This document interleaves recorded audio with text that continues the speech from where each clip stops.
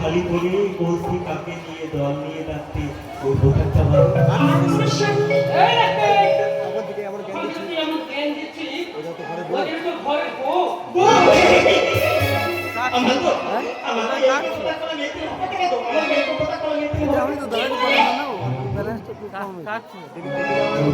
দেবী প্রতিমা মাথায় থাকবে এক হাত ঘন্টা কপালে থাকবে কাঁধের মতো তিন আলতা রান্না পায়ে ধুমুক ধুমুক করে নুপুর বাজে তোমার মতো এরকম কথা বলে টিলিং টিলিং করে নাচবে না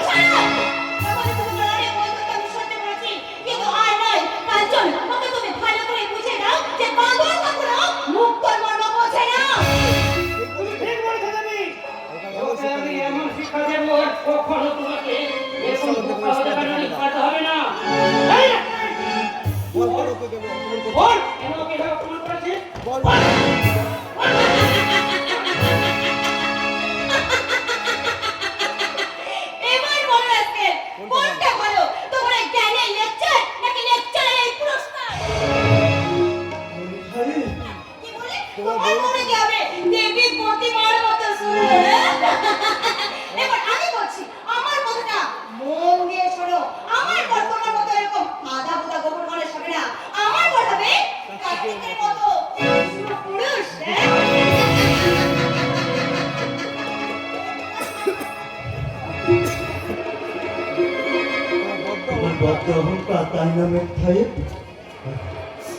কার্তিককে নিয়ে আর আমি তোমাকে লড়কির্তি করতে দেব না এবারে কবুল বলেছি তোমায়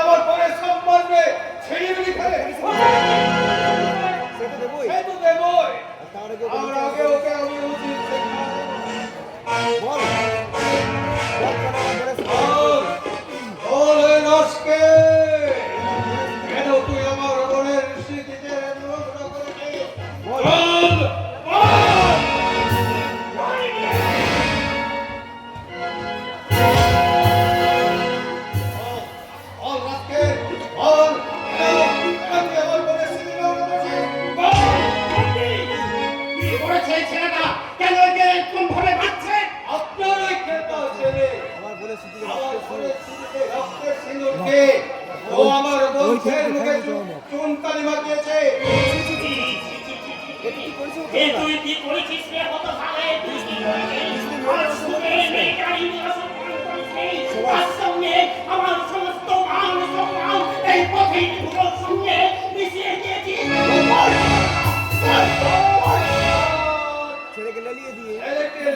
দিয়ে আমাকে ভালো আর মানুষ সাজতে হবে আপনাকে না। ভালো মানুষ সাজতে হবে না। আমি আপনার নামে মানহানির মামলা করব। আমি আপনাদের নামে মানহানি মামলা করব।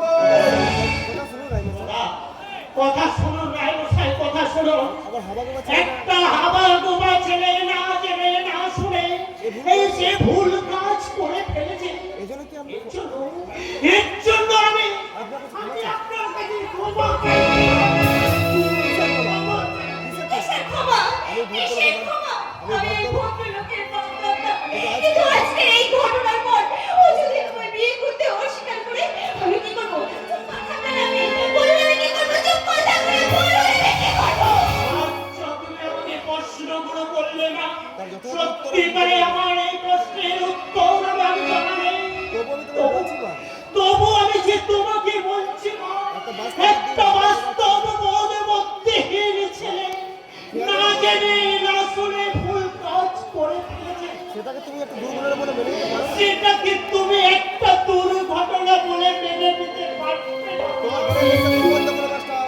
আমার ছেলে যে অন্যায় করেছে আর শাস্তি তাকে পেতেই হবে। শাস্তি?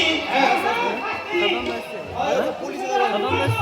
আমারই উঠোনের সামনে পাবে বেঁধে ওকে 100 চাবুক মারো। ওকে খাবে বেঁধে 100 বার চাবুক মারা হোক। এই 100 ঘা চাবুকে ক্ষতচিহ্নে যতক্ষণে ওর সারা শরীর থেকে রক্ত ঝরবে, সেই রক্তের বিনিময়ে তোমার ওই সারা শরীরে কলঙ্কের কালিমা ধুয়ে মুছে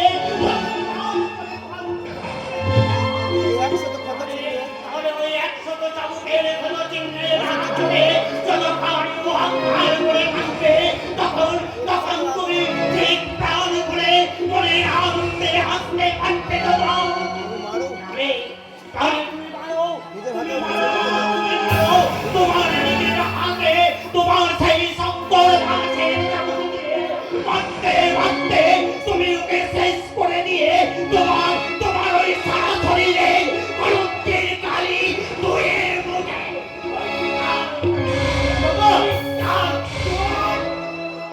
আর কোনদিন তুই আমাকে বাবা বলে ডাকবি না। শুনুন শুনুন রায়মশাই, শুনুন, আপনাদের এই শান্তির প্রহরে এই হতভাগা আরে ওই টানতে টানতে ওই লাশের